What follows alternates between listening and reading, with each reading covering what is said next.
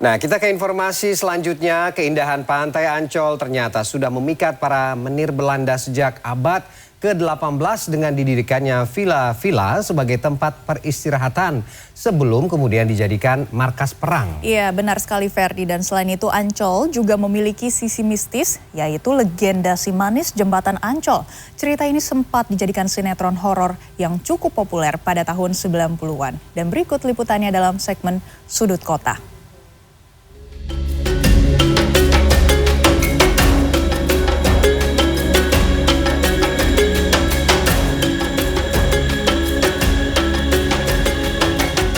Celingak-celinguk ke ujung utara ibu kota, nama Ancol mungkin akan tergambar sebagai kawasan yang penuh ceria dengan corak mencekam, sepoi-sepoi namun juga sesak dengan debu. Sudut kota kali ini akan membahas soal Ancol, dari rasanya yang asin hingga manis dengan nuansa hore hingga horor. Kalau berbicara soal pantai di Jakarta, pikiran warga ibu kota pasti akan langsung otomatis melayang ke kawasan ini. Bukan hanya karena wahana hiburan yang sudah berdiri sejak 1966, namun tempat ini seakan seperti sudah mantap di hati warga Jakarta, bahkan luar Jakarta jika akan berlibur atau hanya sekedar duduk menikmati sepoinya angin laut. Mundur sedikit ke belakang, tempat yang dulunya rawa ini rupanya sudah menjadi tujuan berlibur pada abad ke-18 dengan didirikannya villa-villa untuk para menir Belanda sebelum dijadikan markas perang. Dan kalau kita mundur lebih jauh lagi, ada sebuah wihara yang berbagi dengan makam Muslim Tionghoa yang juga penyebar agama Islam, yaitu MH Said Areli dan istrinya Ibu Neneng yang sudah ada sebelum wihara dibangun.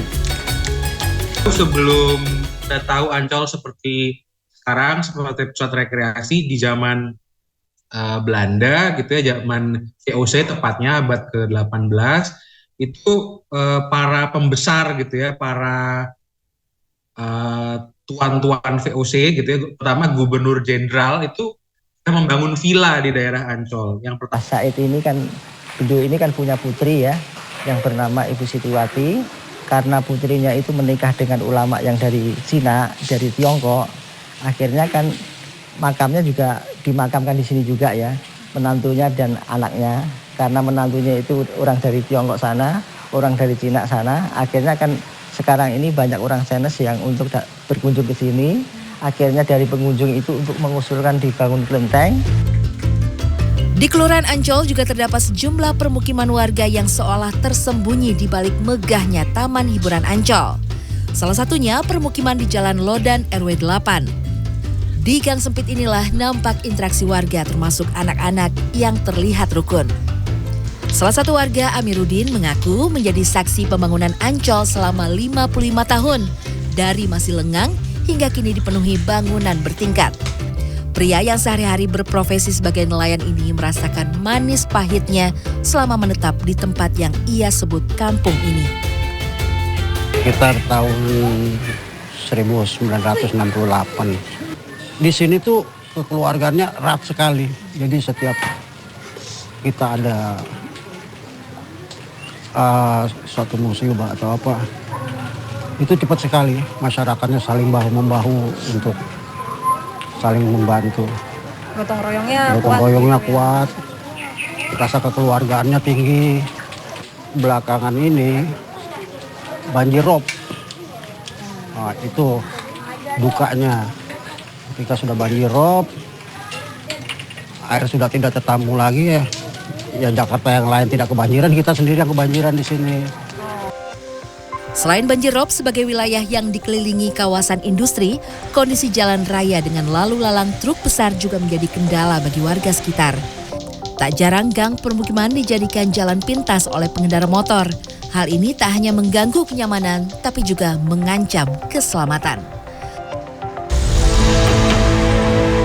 Selain itu, Ancol juga memiliki sisi mistis, yaitu legenda si manis Jembatan Ancol. Cerita seorang kembang desa bernama Siti Ariyah atau Mariam yang dibunuh dan dibuang di jembatan. Bahkan cerita ini sempat dijadikan sinetron horor yang cukup populer pada tahun 90-an. Mas Anis pernah dengar si manis Jembatan Ancol nggak sih? Pernah, sinetronnya dulu ya, tahun 90-an. Yang tahu paling ini sih kayak mitos tentang kepercayaan setan-setan gitu deh. Setan, cewek gentayangan, terus karena arwahnya penasaran ya. Di jembatan saat ini saya berada, dahulu sempat terkenal dengan salah satu legenda urban mistisnya, yaitu si manis jembatan Ancol. Konon katanya dulu salah satu dari kembang desa sempat dibunuh dan dibuang di tempat ini.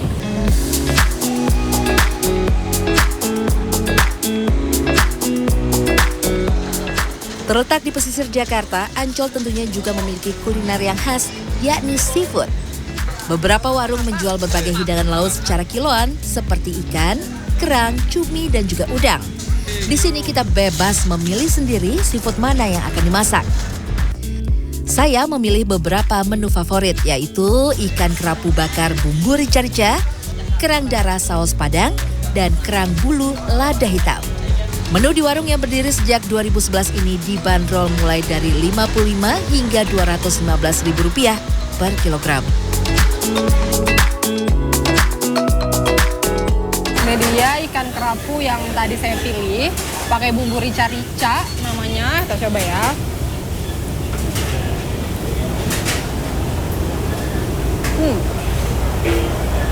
Rasanya seger banget, nggak ada rasa amisnya sama sekali.